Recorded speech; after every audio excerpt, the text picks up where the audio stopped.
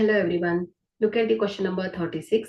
Prove that if in two triangles corresponding angles are equal, then their corresponding sides are in the same ratio or in proportion.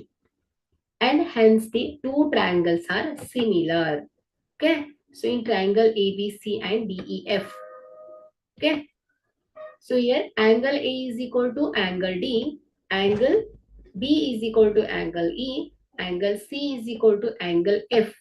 ಆದರೆ we have to prove AB divide DE and AC divides DF and BC divide EF ಅಂತ ಹೇಳಬೇಕು. Okay. So these two triangles are similar ಅಂತ ಹೇಳಬೇಕು ಮಕ್ಕಳೇ. So ಇಲ್ಲಿ ಮುಖ್ಯವಾಗಿ ನೋಡಿ, ಎರಡು ಟ್ರಯಾಂಗಲ್ ಸಿಮಿಲರ್ ಆಗ್ಬೇಕು ಅಂದ್ರೆ ನಿಮ್ಗೆ ಈಗಾಗಲೇ ಕಂಡೀಷನ್ ಗೊತ್ತಿದೆ. ಏನು? ಕರೆಸ್ಪಾಂಡಿಂಗ್ ಆಂಗಲ್ಸ್ ಈಕ್ವಲ್ ಇರಬೇಕು, ಕರೆಸ್ಪಾಂಡಿಂಗ್ ಸೈಡ್ಸ್ ಈಕ್ವಲ್ ಪ್ರಪೋರ್ಷನ್ ಅಲ್ಲಿ ಇರಬೇಕು. ಸೊ ಇದೇ ರಿಪೀಟ್ ಆಗ್ತಾ ಇರುತ್ತೆ. Okay. So corresponding angles equal ಅಂತ ಕೊಟ್ಟಿದ್ರೆ ನಾವು ಕರೆಸ್ಪಾಂಡಿಂಗ್ ಸೈಡ್ಸ್ ಈಕ್ವಲ್ ಇರುತ್ತೆ ಅಂತ ಹೇಳ್ಬೇಕು. ಸೊ ಯಾವ್ಯಾವ ರೀಸನ್ ಇಂದ ಅದು ಈಕ್ವಲ್ ಆಗೋ ಚಾನ್ಸಸ್ ಇರುತ್ತೆ? So angles P Q parallel EF ಆದ್ರೆ so corresponding angles sides equal ಇರುತ್ತೆ. ಕರೆಸ್ಪಾಂಡಿಂಗ್ ಸೈಡ್ಸ್ ಈಕ್ವಲ್ ಪ್ರಪೋರ್ಷನ್ ಅಲ್ಲಿ ಇದ್ರೆ ಕರೆಸ್ಪಾಂಡಿಂಗ್ ಆಂಗಲ್ಸ್ ಈಕ್ವಲ್ ಇರುತ್ತೆ ಅಂತ ಹೇಳ್ಬೋದು. ಸೊ ಕೊಟ್ಟಿರುವಂತಹ ಡಾಟಾ ಇಂದ ಅಥವಾ ನಾವು ಕನ್ಸ್ಟ್ರಕ್ಟ್ ಮಾಡ್ಕೊಂಡಿರೋದ್ರಿಂದ ಈ ಎಲ್ಲ ಅಂಶಗಳು ಸ್ಯಾಟಿಸ್ಫೈ ಆಗ್ತಾ ಹೋಗುತ್ತೆ ಮಕ್ಕಳೇ. ಓಕೆ. ಸೊ ಈಗ ನಾವು ಒಂದೊಂದಾಗೆ ನೋಡ್ತಾ ಹೋದ್ರೆ, ಸೊ ಒಂದು ನಾವು ಇದನ್ನ ಪ್ರೂವ್ ಮಾಡ್ಬೇಕು ಅಂದ್ರೆ ಕನ್ಸ್ಟ್ರಕ್ಷನ್ ಏನು? Cut A B is equal to dp ಹಾಗೂ AC is equal to dq ಆಗಿರೋ ತರ ಏನ್ ಮಾಡೋಣ ನಾವು DE ಮತ್ತು DF ಮೇಲೆ PQ ಅನ್ನ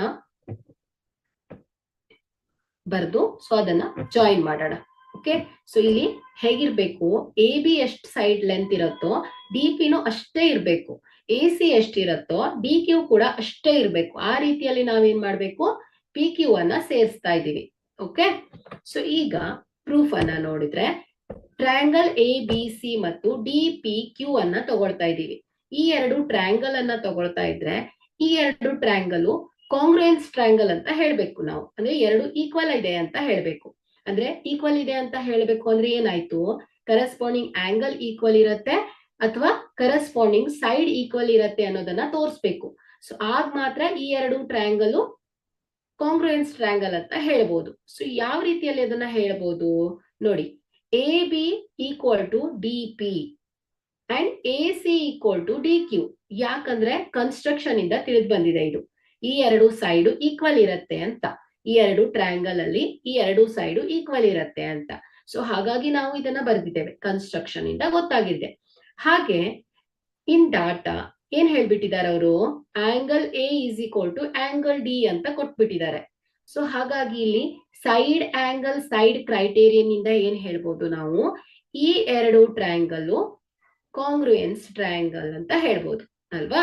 ಸೊ ಹಾಗಾಗಿ ನಾವು ಈ ಎರಡು ಟ್ರಯಾಂಗಲ್ ತಗೊಂಡಿದ್ದೇವೆ. ಸೊ ಈ ಮೂರು ಅಂಶದಿಂದ ನಾವೇನ್ ಹೇಳಿದ್ದೇವೆ? ಈ ಎರಡು ಟ್ರಯಾಂಗಲ್ ಎ ಬಿ ಸಿ ಮತ್ತು ಡಿ ಪಿ ಕ್ಯೂ ಕಾಂಗ್ರುಯೆನ್ಸ್ ಅಂತ ಹೇಳಿದ್ವಿ. ಇದು ಕಾಂಗ್ರುಯೆನ್ಸ್ ಆಯ್ತು ಅಂದ್ರೆ ಸೈಡ್ಸು ಈಕ್ವಲ್ ಇರುತ್ತೆ ಅಂಡ್ ಕರೆಸ್ಪಾಂಡಿಂಗ್ ಆಂಗಲ್ ಕೂಡ ಈಕ್ವಲ್ ಇರುತ್ತೆ ಅಲ್ವಾ? ಸೊ ಹಾಗಾಗಿ angle A B C is equal to ಏನಾಗುತ್ತೆ ಹೇಳಿ? ಆಂಗಲ್ ಟಿ ಪಿ ಕ್ಯೂ ಆಗುತ್ತೆ. ಬಟ್ ಇನ್ ದಿ ಡಾಟಾ ಏನ್ ಹೇಳ್ಬಿಟ್ಟಿದ್ದಾರೆ ಅವರು? Angle A B C equal to ಏನ್ ಹೇಳಿ? ಆಂಗಲ್ ಡಿಇ ಪಿ ಅಂತ ಹೇಳಿದ್ದಾರೆ. ನೋಡಿ, ಎ ಬಿ ಸಿ ಈ ಆಂಗಲ್ ಈ ಆಂಗಲ್ ಗೆ ಈಕ್ವಲ್ ಆಯ್ತು. ಯಾಕಂದ್ರೆ ಈ ಎರಡು ಟ್ರಯಾಂಗಲ್ ಏನ್ ಹೇಳಿದ್ದೇವೆ? ಕಾಂಗ್ರುಯೆನ್ಸ್ ಅಂತ ಹೇಳಿದ್ದೇವೆ. ಆಂಗಲ್ ಬಿ ಆಂಗಲ್ ಪಿ ಗೆ ಈಕ್ವಲ್ ಆಗುತ್ತೆ, ಆಂಗಲ್ ಸಿ ಆಂಗಲ್ ಕ್ಯೂ ಗೆ ಈಕ್ವಲ್ ಆಗುತ್ತೆ, ಆಂಗಲ್ ಎ ಆಂಗಲ್ ಡಿ ಗೆ ಈಕ್ವಲ್ ಆಗುತ್ತೆ. ಅದೇ ರೀತಿ ಎಲ್ಲ ಸೈಡ್ಸ್ ಕೂಡ ಈಕ್ವಲ್ ಅಂತ ಹೇಳಿದ್ದೇವೆ. ಸೊ ಆಲ್ರೆಡಿ ಡಾಟಾ ಇಂದ ನಮ್ಗೆ ಏನ್ ಗೊತ್ತಿದೆ? Angle B is equal to angle E ಅಂತ ಗೊತ್ತಿದೆ. ಸೊ ಹಾಗಾದ್ರೆ ನಾವೇನ್ ಹೇಳ್ಬೋದು? Angle P is equal to angle ಇನು ಆಗತ್ತೆ. ಸೊ ಹಾಗಾಗಿ ಇಲ್ಲಿ ನಾವು ನೋಡಿ angle P is equal to angle E ಆಗತ್ತೆ ಅಲ್ವಾ? ಸೊ ಇಲ್ಲಿ angle P is equal to angle E ಆಯ್ತು ಅಂದ್ರೆ ಇಲ್ಲಿ ಪಿ ಕ್ಯೂ ಏನಾಗಿದೆ? ಇ ಎಫ್ ಗೆ ಪ್ಯಾರಲಲ್ ಆಗಿದೆ ಅಂತ ಅರ್ಥ. ಆಗ ಮಾತ್ರ ಕರೆಸ್ಪಾಂಡಿಂಗ್ ಆಂಗಲ್ ಈಕ್ವಲ್ ಇರುತ್ತೆ, ಕರೆಸ್ಪಾಂಡಿಂಗ್ ಸೈಡ್ ಕೂಡ ಈಕ್ವಲ್ ಇರುತ್ತೆ. So corresponding angle are equal. So corresponding angle equal ಆಯ್ತು ಅಂದ್ರೆ ಸೈಡ್ ಈಕ್ವಲ್ ಇರ್ಲೇಬೇಕಲ್ವಾ. ಸೊ ಹಾಗಾಗಿ ನಾವೇನ್ ಬರಿಬಹುದು, D P divided by DE is equal to P Q divided by E F is equal to ಏನಾಯ್ತು, D Q divided by D F ಆಯ್ತು ಮಕ್ಕಳೇ. But construction ಇಂದ A B is equal to D P ಆಗಿರೋ ತರ B C is equal to P Q. So B C is equal to D Q, sorry A C ಆಗ್ಬೇಕಿತ್ತು. Once again